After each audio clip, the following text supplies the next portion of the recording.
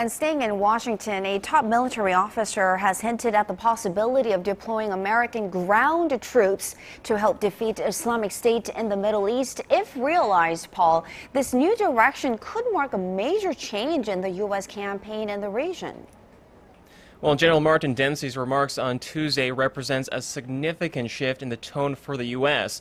The Obama administration had previously stressed it would limit military support to airstrikes in the fight against IS militants, ruling out combat boots on the ground. This as the extremist group continues to wreak havoc across Iraq and Syria. Our Park Ji-won has more.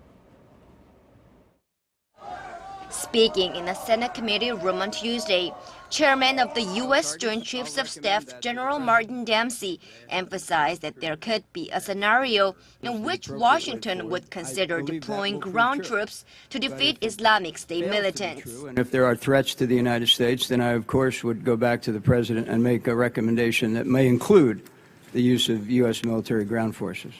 In response to Dempsey's remarks, the White House, Pentagon, and the State Department all reaffirmed the president's position that they have no intention of sending ground troops into Iraq in a combat role. Instead, they said U.S. troops will remain there in advisory roles only.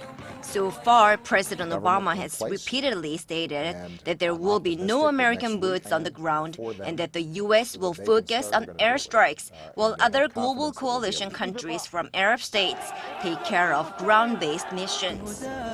Regardless of the U.S. military's future role, Defense Secretary Chuck Hagel stressed the fight requires a concerted effort.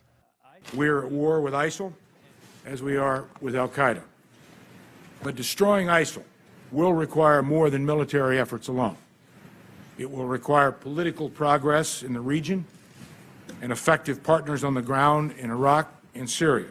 The U.S. has launched expanded airstrikes in Iraq this week in support of Kurdish and Iraqi troops confronting militants on the ground as they try to push back the advance of the Islamic State.